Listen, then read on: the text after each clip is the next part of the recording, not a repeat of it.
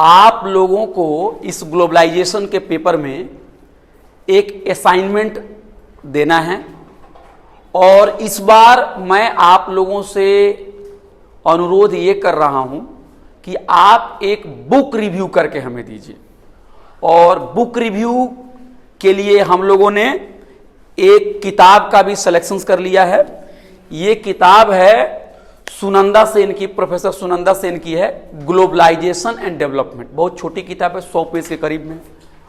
और ये इसलिए भी इंपॉर्टेंट किताब है कि हमारा जो पेपर है ग्लोबलाइजेशन के लिए, इससे ये काफ़ी मेल खा रहा है। बहुत सारे टॉपिक इसमें डिस्कस किए गए हैं और ये किताब इंपॉर्टेंट भी है। अब सवाल ये है कि आप लोग अंडर ग्रेजुएट में हैं, तो बहुत सारे बच्चे लोग, बहुत सारे स्टूडेंट्स लोग ये पूछते हैं कि सर बुक रिव्यू कैसे करना चाहिए, है ना। बुक रिव्यू से डरते भी हैं, घबराते भी हैं। तो सबसे पहली बात तो ये है कि मैं यहां आप लोग को बताऊंगा कि बुक रिव्यू कैसे करना चाहिए, how to do book review, book review कैसे करें। लेकिन मैं अपने क्लास में आप लोगों को बार बार बता रहा हूं कि हमारा जो डिसिप्लिन है ये है arts, humanities and social sciences. यहां पे 2 और 2 हमेशा 4 होंगे ये जरूरी नहीं है।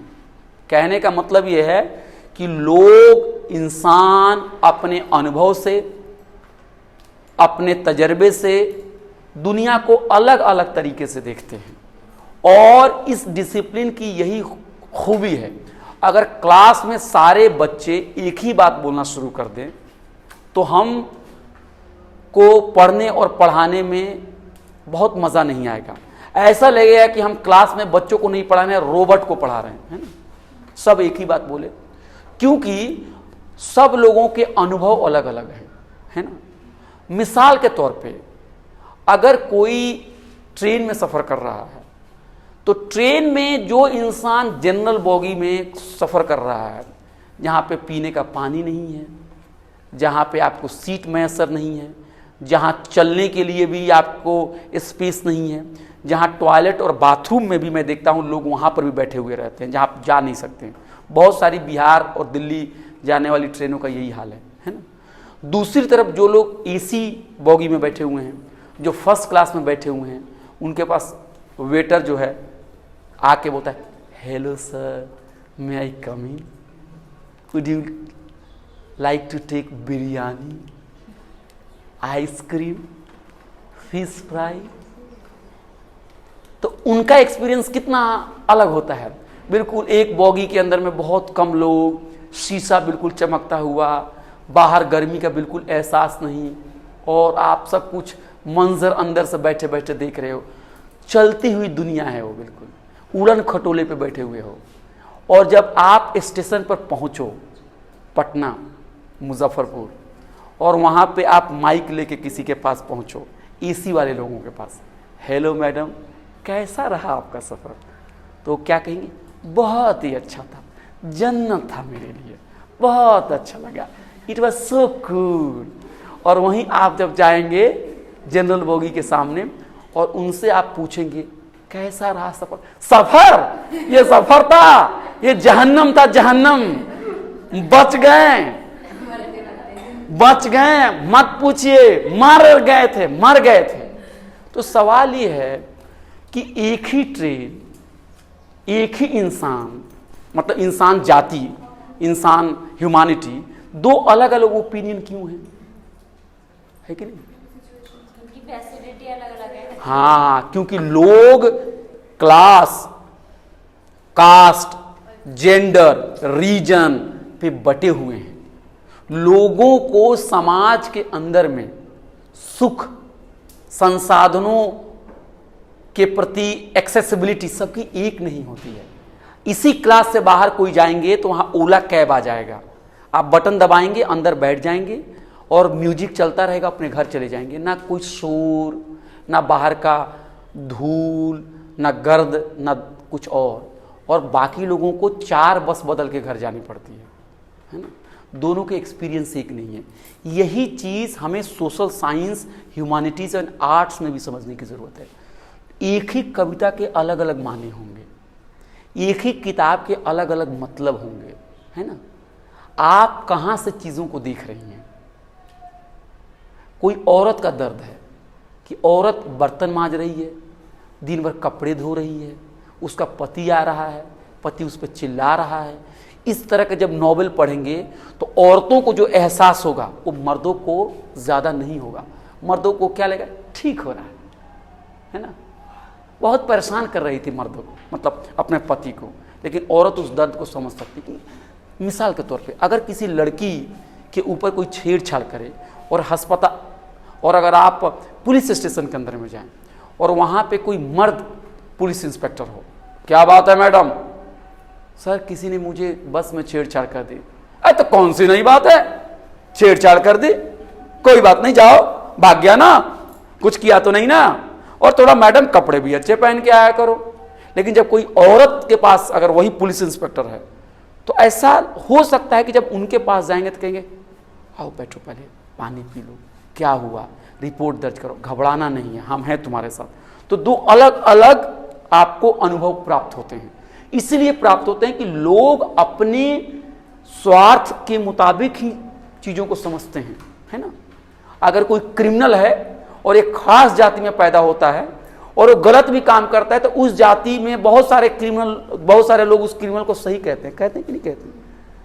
तो हमें सबसे पहली बात ये याद रखनी है, चाहे बुक रिव्यू हो, चाहे एग्जाम की राइटिंग हो, चाहे कहीं बोलना है, हमें कॉपी कैट नहीं बनना है। हमें अपने अनुभव से चीज़ों को लिखनी है। वो अनुभव किसी को पसंद आए या ना आए उसमें मुझे कोई दिक्कत नहीं है। एक भिखारी ठाकुर नाम के एक भोजपुरी के बहुत बड़े नाटक लिखने वाले बहुत बड़े मतलब कलाकार थे। तो शायद उनका कहना है कि हम मर जाएंगे, उसके कितने साल बाद लोग मुझे जानेगा, अभी लोग नहीं समझ पाएगा हमें, क्योंकि वो जो बात कह रहे हैं वो बात लोग नहीं समझ रहे हैं। डॉक्टर अंबेडकर को आज ज्यादातर लोग जान रहे हैं। जिस जमाने में वो जाति प्रथा के खिलाफ बोल रहे होंगे, बहुत सारे लोगों को लगता हो कि अरे यार जाति प्रथा तो खत्म है, क्या बिना मतलब का इश्यू बना रहे हैं। तो सबसे पहली चीज है कि जब आप बुक रिव्यू करने जाएंगे अपने आप पे कॉन्फिडेंस रखिए। हाँ, मैं किताब को पढ़ूंगी, अच्छी बातें होंगी तो अच्छी लिखूंगी, अगर जो बातें मुझे पसंद नहीं होंगी तो मैं उसकी आलोचना भी करूंगी। मैं डरने वाली नहीं हूं, कॉन्फिडेंट। आपको बनना है मिस कॉन्फिडेंट, मिस कॉलेज नहीं, मिस कॉन्फिडेंट। सबसे पहले आत्मविश्वास लाना है अंदर में। और दूसरी चीज ये है कि जब मैं ये कह रहा हूं कि ह्यूमैनिटीज एंड सोशल साइंसेज में बहुत सारे व्यूज हो सकते हैं, ओपिनियन हो सकते हैं, तो मेरे लिए एक कानून बताना, एक ग्रामर बताना, एक रूल बताना ये सही नहीं है, क्योंकि लोगों के अलग अलग अनुभव है। फिर भी मैं 2, 4, 5 पॉइंट्स अपने अनुभव से आपके सामने रख रहा हूं, शेयर कर रहा हूं। आप देखिए कि आपके लिए कितने काम की चीजें हैं। कोई रूल नहीं है, कहीं भी आपको बुक रिव्यू कैसे करना है ये कहीं रूल नहीं मिलेगा आपको, है ना। जैसे गैस जलाना है तो क्या है, गैस को ऑन करो, माचिस दिया सलाई जलाओ, लाइटर जलाओ, जल जाएगा। पूरी दुनिया में ऐसे ही होता है ना, लाइटर जलाओ गैस जल जाएगा। कार को स्टार्ट करना है, चाबी को ऐसे करो स्टार्ट हो जाएगा। लेकिन बुक रिव्यू का कोई रूल नहीं है कि ऐसा कर लो तो बुक रिव्यू हो जाएगा। बुक रिव्यू के बारे में कोई रूल नहीं है। फिर भी मैंने जो बुक रिव्यू किए हैं या मेरे जो अनुभव है वो मैं आपके साथ शेयर कर रहा हूं, समझ गए। ये कोई मैं आपको ग्रामर नहीं बता रहा हूं। सबसे पहली बात है, पहला स्टेप्स क्या है, रीड द बुक केयरफुली। किताब को बहुत ही ध्यान से पढ़ें, है ना। बहुत बार क्या होता है कि किताब को लोग ध्यान से नहीं पढ़ते हैं। किताब को ध्यान से पढ़ने का मतलब क्या हुआ है, क्या हुआ, ऐसा नहीं कि किताब को ध्यान से पढ़ने का मतलब कि आंखें आपकी खुल जानी चाहिए, आप हिल नहीं सकते हैं, कमरे का दरवाजा बंद हो, अगर कोई कमरे पर नॉक कर दे तो आप चिल्लाने लगे, नहीं, ये केयरफुली नहीं हुआ। केयरफुली का मतलब हुआ कि जब दिल करे तो किताब निकालिए और जब तक मन करे आप आराम से उसको पढ़िए, उसको उसमें डूबिए। और किताब को केयरफुली पढ़ने का मतलब होता है कि किताब से दोस्ती करना।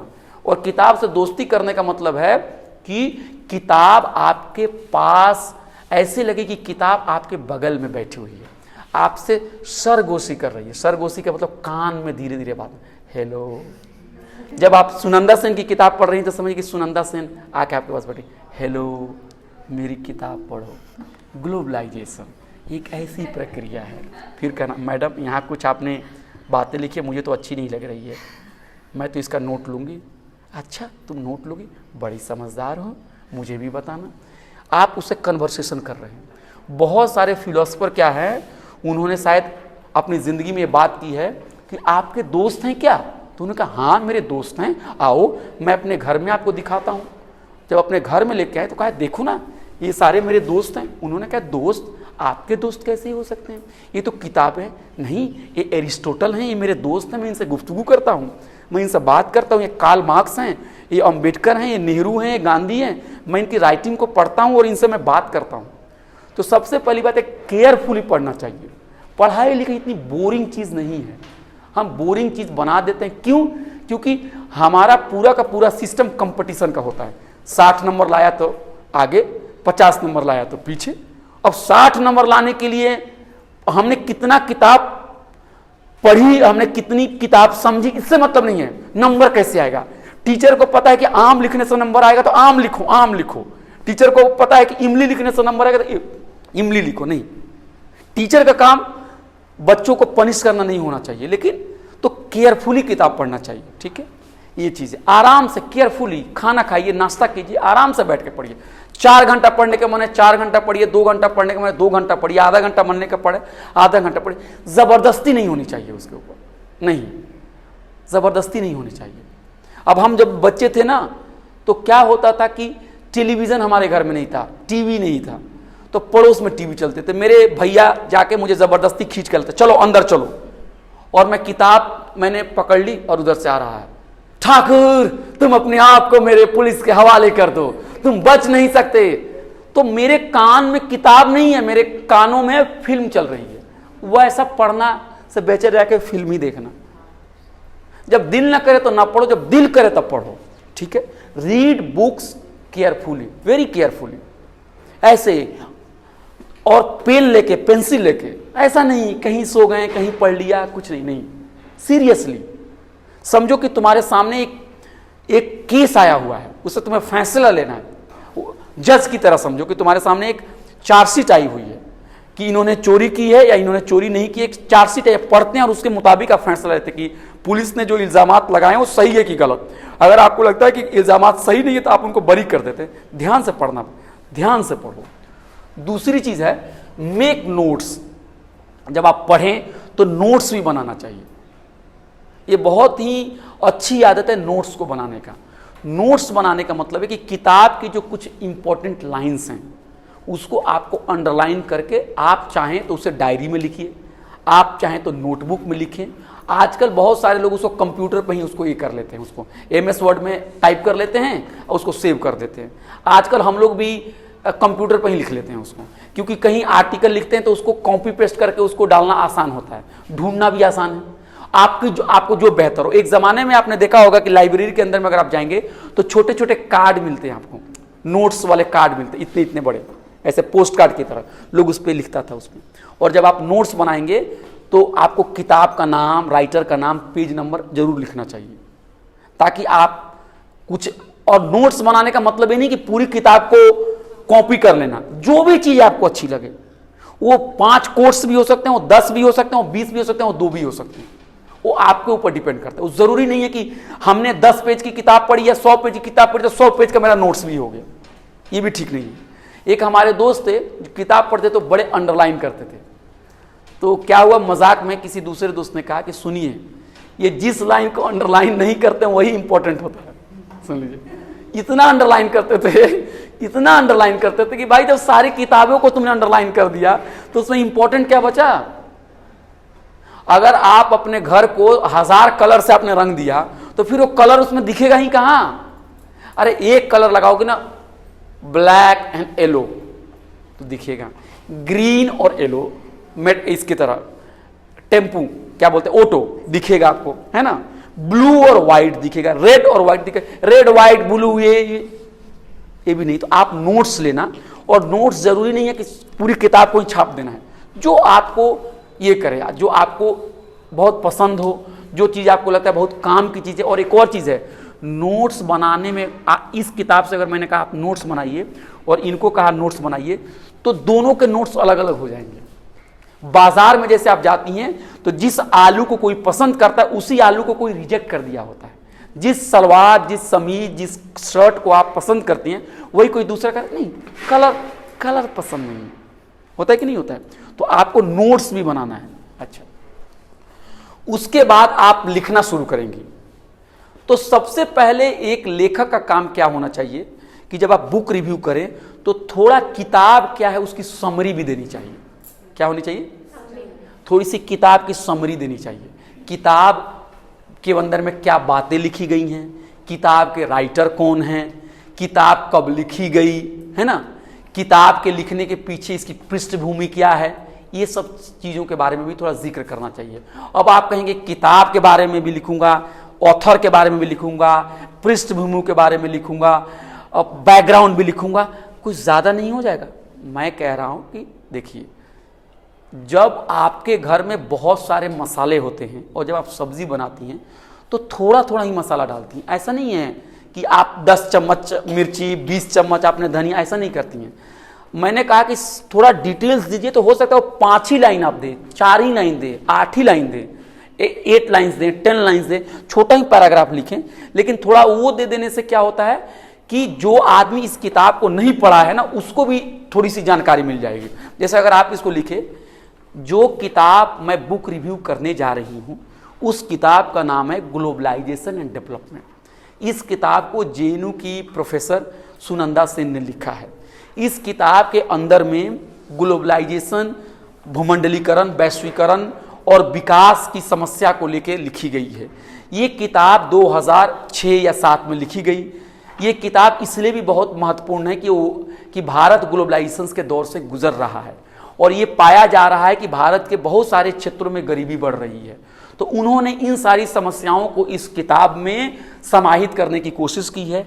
इनकी किताबों का मुख्य आर्गुमेंट ये है कि जो ग्लोबलाइजेशन विकास के साथ होगा उसे हमें पसंद करना है, उसे मैं पसंद करती हूं, और जो ग्लोबलाइजेशन के साथ विकास नहीं है, लोगों की गरीबी बढ़ रही है, उसे मैं नापसंद करती हूं।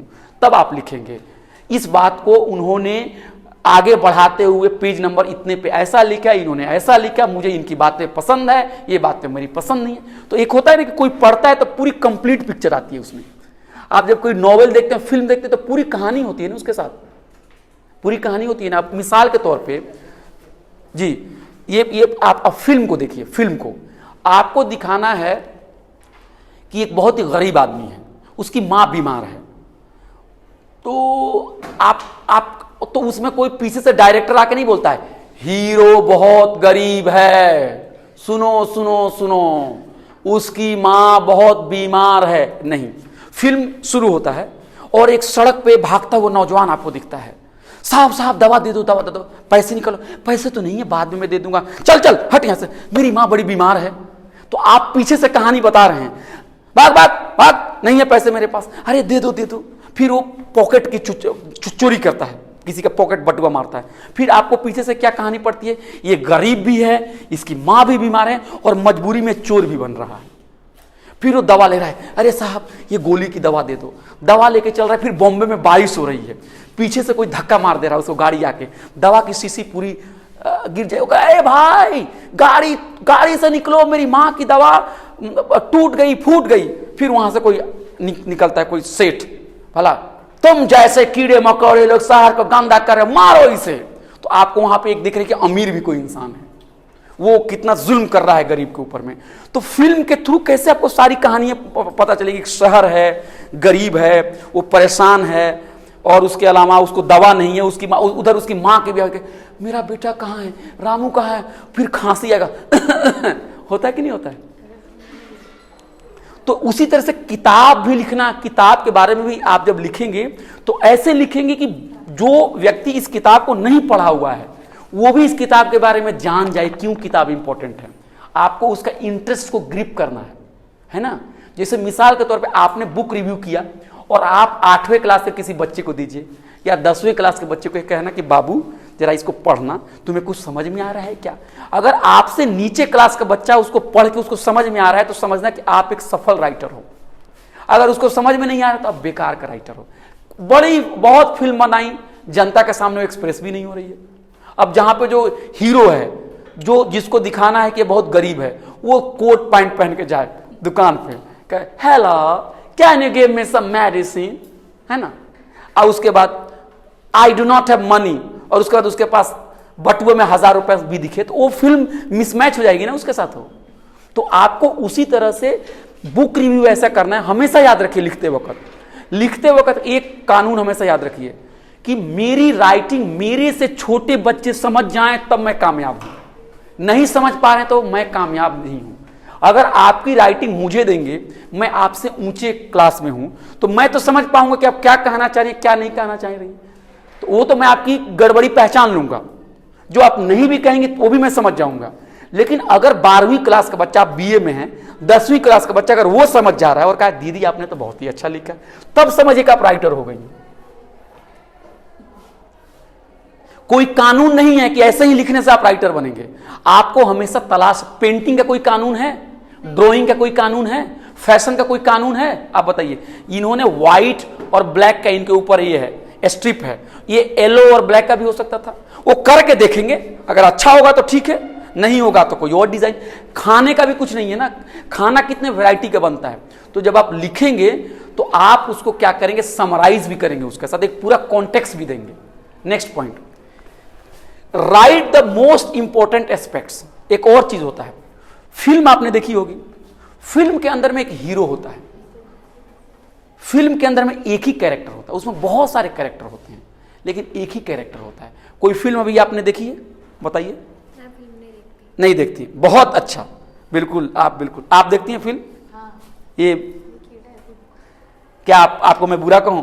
बोलिए, आपको कौन सी फिल्म आपने देखी है? सारी देखी है। कोई अभी हाल फिलहाल में आपने देखी है? रक्षाबंधन। क्या फिर कौन सी फिल्म है? रक्षाबंधन। तो आप उस फिल्म को मेरे सामने रखें, उसमें एक ही कहानी होगी ना। आपको उसके अंदर में कैरेक्टर्स 1000 होते हैं लेकिन कहानी एक ही होती है। अगर 4 कहानी कहेंगे तो कहानी वो बिगड़ जाएगी, हीरो एक ही होता है।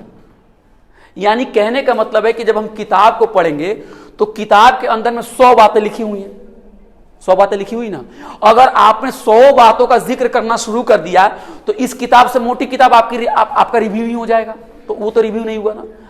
आपको उस किताब के अंदर में जो मोस्ट इंपॉर्टेंट चीज जो स्ट्राइक कर रही है उसी को पिक करना है कि नहीं है। अब जैसे भारत को क्रिकेट मैच होता है, इंडिया और ऑस्ट्रेलिया के बीच में क्रिकेट मैच, तो क्रिकेट मैच जब होता है तो आप मान लीजिए आप इंडिया के सपोर्टर्स हैं, तो आप भारत के सपोर्टर्स हैं, उसको अपने आप को रिप्रेजेंट करने के लिए क्या करती हैं, तिरंगा लेके अपना ऐसे करती हैं, दिखाती है ना। यानी तिरंगा जो है वो रिप्रेजेंट कर रहा है भारत को। तो उसी तरह से इस किताब के अंदर से आपको पूरा भारत हाथ पे उठा के स्टेडियम में नहीं जाना है, आपको उसका मोस्ट इंपॉर्टेंट पॉइंट्स पर ही बात करनी है।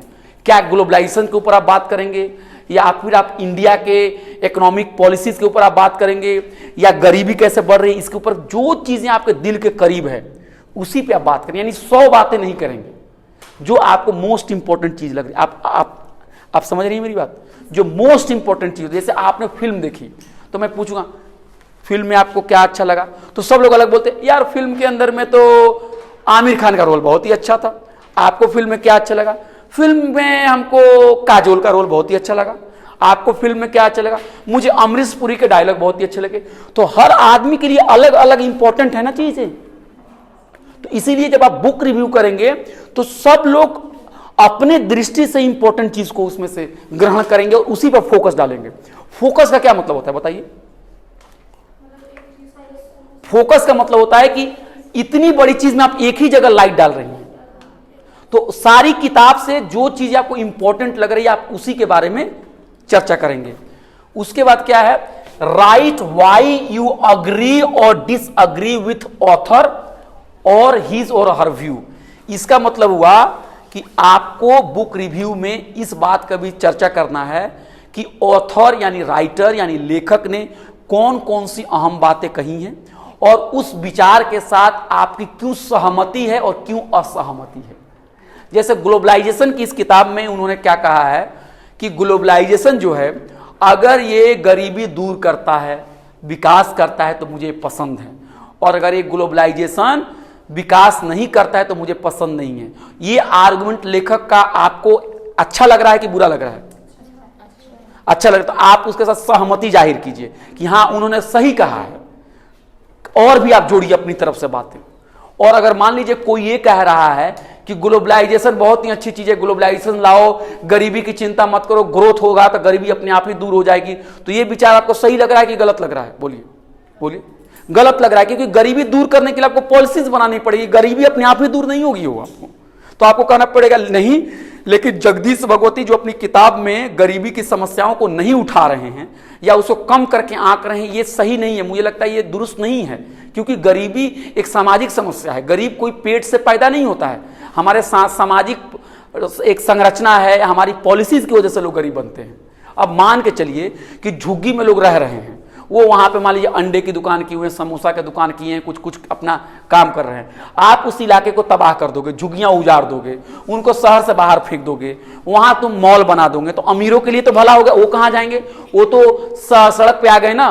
तो गरीब अपने पॉलिसीज की वजह से बने कि सरकार की पॉलिसीज की वजह से बने हैं? बोलिए। हाँ, तो गरीबी भी एक सामाजिक समस्या है, गरीबी भी एक स्ट्रक्चरल प्रॉब्लम है, गरीबी भी एक पॉलिसीज की वजह से। और ये नहीं है कि कोई गरीब हो गया। बहुत लोग कहते हैं अरे भाई ये गरीब है क्योंकि वो शराब पीता है। ठीक है, तो अगर शराब पीने से कोई गरीब हो जाता है तो अमीर लोग शराब पी के भी गरीब क्यों नहीं हो रहे हैं? यानी आप शराब का बहाना इसलिए बना रहे हो ताकि गरीबी की जो मुख्य समस्या उससे आप उस पर बात ना करो, उस पर पर्दा डाल दो। तो आपको ऑथर के व्यू के साथ, उसके विचार के साथ आप क्यों सहमति जाहिर कर रही हैं, क्यों असहमति जाहिर कर रही हैं, ये भी लिखना पड़ेगा। फिर कंक्लूड कीजिए, है ना, अपने आर्गुमेंट्स को दीजिए। और जो लैंग्वेज होना चाहिए वो बहुत ही सिंपल होना चाहिए। सिंपल लैंग्वेज क्या होता है मुझे नहीं पता। सिंपल लैंग्वेज का सबसे आसान चीज ये है कि जो बातें मैं लिखूं वो दूसरे समझ जाएं, और खासकर आपके जूनियर समझ जाएं। सिंपल लिखना बहुत ही कठिन है, सिंपल लिखना बहुत ही कठिन है, कठिन लिखना बहुत ही आसान है। सिंपल लिखना बहुत ही कठिन है, कठिन लिखना बहुत ही आसान है। जो बातें लोगों को समझ में ना आए वो करना कितना आसान है, लेकिन जो बातें समझ जाए, है ना, इसे सिंपल लिखना है। सिंपल लिखना एक कला है। कैसे आएगा? अगर पता होता तो मैं भी राइटर बन गया होता। सिंपल लिखिए, आसान लिखिए। शब्द अगर आपके पास डिक्शनरी में आते हैं तो जहां उसकी जरूरत है वहीं लिखिए। ये नहीं कि डिक्शनरी में मुझे बहुत अंग्रेजी के शब्द आते हैं, हिंदी के आते हैं, जबरदस्ती। जैसे आपके किचन में नमक रखा हुआ है, तो नमक अगर आधा चम्मच की जरूरत है नूडल्स में, तो आप अगर दिखाओगे नमक की कमी नहीं है मेरे घर में, हम 4-4 चम्मच नमक डालते हैं। जब मेहमान आए तो आप 10 चम्मच डाल दीजिए। आप बोलेंगे अरे इतना नमक है, बोलेंगे हम लोग बहुत अमीर हैं, नमक की कोई कमी नहीं है। जब मेहमान आते हैं तो हम 10-10 चम्मच डालते हैं, तो लोग कहेंगे भाई ये इंसान कुछ हो चुका है, कुछ दूसरे दुनिया में पहुंच चुका है। तो मैं ये कह रहा हूं सिंपल लिखने का मतलब है ऐसे लिखे कि लोग समझ जाए। और आखिरी में क्या है, एक और सवाल लोग पूछते हैं, सर बुक रिव्यू कितना लंबा होना चाहिए, कितना बड़ा होना चाहिए, उसका लेंथ कितना होना चाहिए? मैं बोलता हूं लेंथ कुछ भी नहीं होता है। क्या होता है? कुछ भी नहीं होता है। किसी ने कहा शेर की 1 दिन की जिंदगी गीदड़ के 100 दिन की जिंदगी से बेहतर है कि बुरी है? बेहतर है। अच्छी राइटिंग 1 पेज जो है वो बेकार राइटिंग 100 पेज से बेहतर है कि अच्छी है? अच्छी है। आपको लगे तो आप 2 पेज लिखो, आपको लगे तो आप 4 पेज लिखो, आपको लगे तो 3 पेज लिखो, आपको लगे तो आप 8 पेज लिखो, लेकिन ये मत लिखो कि ज्यादा लिखेंगे तो लोग कहेंगे बड़ा विद्वान है। नहीं, समझ रही मेरी बात? खाना तो हम आपको उतना ही देंगे ना जितना आप खा सकें। किसी को 2 चपाती से पेट भर जाते हैं, किसी को 3 चपाती, किसी को 1 चपाती। उसी तरह से आप लिखने बैठे तो आपके दिल में जो भी बात हो, जितना आप लिखना चाहते हैं लिखे। अगर आपको 3 ही पेज लिखना है 3 ही पेज लिखो, वो दिल से बात आनी चाहिए, वो दिल से बात है, नकल नहीं है। अच्छा लिखो। अगर मन कर रहा है कि नहीं 4 पेज में बात होनी चाहिए तो 4 पेज भी लिखो। अब आपके घर कोई मेहमान आए, आपको मन कर रहा है 2 पकवान बनाने के 2 बनाओ, 4 बनाने का मन है 4 बनाओ। जबरदस्ती आप 20 पकवान बनाओगे तो 20 खराब हो जाएगा। वो कंपटीशन नहीं करना है ना, उसने 20 बना लिए हैं, आप 2 ही बना लो अच्छे से। कभी कभी 2 ही आइटम बहुत ही अच्छे लगते हैं खाने में, है ना, Manchurian, fried rice, fried rice अच्छा। होते हैं ना। और दो आइटम कौन सा आपको पसंद है? दो ही बोलिए आपको क्या। हाँ, रोल और हाँ, रोल और फ्रेंच फ्राई। और आपके लिए? चाप। आपके लिए? मोमोज। तो मैं वही कह रहा हूं, कई बार हम पार्टी में जाते हैं ना, बहुत सारी चीजें हम देखते हैं वहां पे, है ना, खाने में, लेकिन कभी कभी वो अच्छा नहीं लगता है, लगता है कि एक ही दो आइटम मिल जाता तो कितना अच्छा होता है ना। तो बस एक ही बात मैं कह रहा हूं कि लेंथ इंपॉर्टेंट नहीं है। ये बात आपको ये जो मैंने बातें बताई हैं, ये चीजें एग्जाम का पेपर भी लिखेंगे तो उसके लिए इंपॉर्टेंट है। ये बहुत ही अफसोस की बात है कि हमारे यूनिवर्सिटी में कुछ ऐसे टीचर हो गए हैं, कुछ ऐसे एग्जामिनर हो गए हैं जो किताबों को, सॉरी, आपके आंसर शीट को पढ़ के नंबर नहीं देते हैं, उसके पेज नाप के देते हैं। बहुत ही बुरी चीज है, मैं बता रहा हूं। एक पेज की भी बातें जो है ना, भारत का प्रस्तावना कितने पेज में है? लिखना आसान है? बोलो। 100 पेज लिखना कितना मुश्किल है उस एक पेज के प्रस्तावना को लिखने के लिए, है कि नहीं है? आप देखिए, आप लोगों में कोई, तो यही मैं कहता, स्मॉल इज ब्यूटीफुल, बड़ा हो बड़ा भी करो लेकिन जबरदस्ती नहीं। तो ये मैंने बुक रिव्यू के बारे में कुछ आप लोगों को बताई, ये बहुत ही इंपॉर्टेंट चीज है। और मैं ये कह रहा हूं, ये कोई कायदा नहीं है, मैंने कोई ग्रामर के बुक से और कहीं मैंने, ये मेरे अपने अनुभव है, उस अनुभव की बुनियाद पे मैंने कहा। तो आप लोग ये बुक रिव्यू करके मुझे दे दीजिए।